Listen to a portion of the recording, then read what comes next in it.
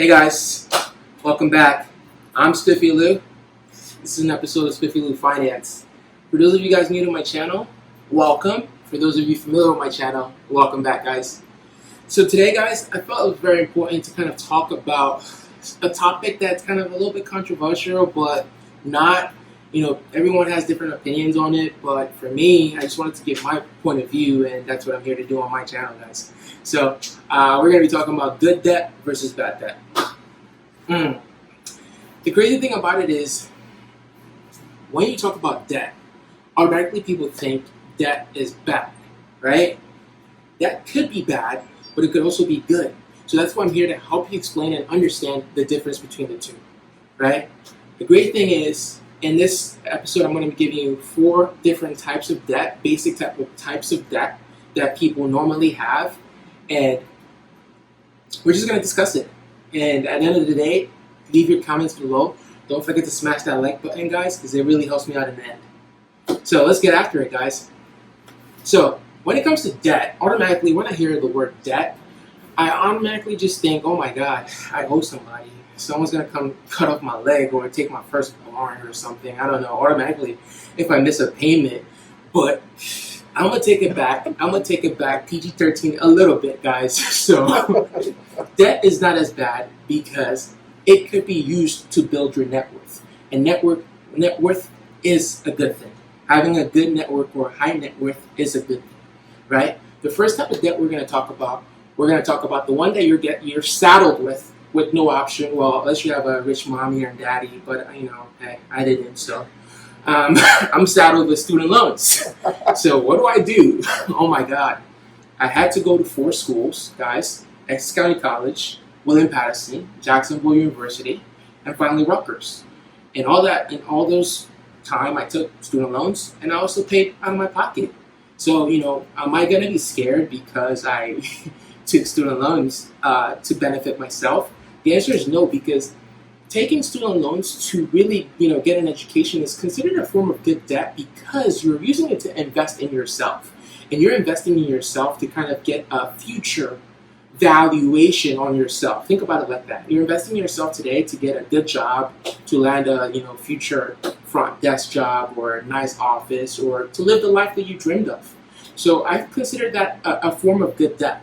And at the end of the day, there are different types of student loans, right? Each loan usually has a fixed and a variable portion in regards to the interest rates associated with the loan, right? And seeing you're owing, if you're owing the government, they're not gonna come knock on your door for them to get your money, or put a levy on your paycheck just for them to for you to pay them.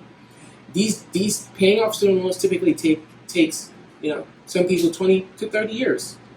A lifetime. Honestly, it's like a mortgage. But at the end of the day, no one is coming to, beat you up for being late on your payment of student loans. Granted, if you pay that off very quickly, it helps you build your credit in a really good way. Great. Next, we're going to talk about credit cards. I know, when you turn 16, someone lied to you and told you to go to Lord & Taylor and get a credit card. It's a good idea. No, it's not. So at the end of the day, how I feel about credit cards is, yes, they say it's revolving credit. Revolving credit is good, but it can also be bad if you don't manage it well. Sometimes people tend to use it too much, or go too hard on their credit card, and then they have a huge credit card bill that they don't even know how to start paying off. At the end of the day, for me, what I think is limiting your revolving credit in a way will help you out, because it does show that you do have, stability and you're able to make payments. But at the same time, it's seriously bad debt because it can injure your credit score and reduce your net worth because you're owing multiple people or companies. Consider it that way, right? So if someone offers you a credit card, thank you. I'm good, love. Enjoy. You can keep it. Typically my response, if I don't have any use for it. But at the end of the day, if you learn to not carry huge balances on your credit card, it could be manageable at the end of the day. So credit card, bad debt. Student loans, good debt. Furthermore, we're going to talk about car loans, right? Someone ever told me, like, hey, I got out of school First thing I wanted to do, got my new job, got a really great job. I felt like I was making money because I just got out of school. You know, you're not making money when you get out of school, but you think you are. And you go get a new car. That car started with something called a loan. It's a car note. At the end of the day, the car is not yours because the lien on the car is being held by the entity who provided you the money. Typically how it works. And you have to pay a fixed interest rate till you pay off that car amount. Typically 5 to 7 years. Some people may take longer. Honestly, car loans are bad debt. It's just flat out simple. You know, it's bad debt because at the end of the day, it doesn't do anything to increase your net worth. It actually subtracts. And missing payments on your car loans could be bad for your credit. So the best way to buy a car after college or, you know, whenever you're ready to buy a car is to buy it cash or to get it used or from an auction. These are multiple ways. That way you don't have to take up a huge loan that, you know, you have to be paying for the next 7 years or being saddled with, and you don't really see a portion of your paycheck. Great. Finally, guys, I'm going to talk about mortgages. Getting a mortgage.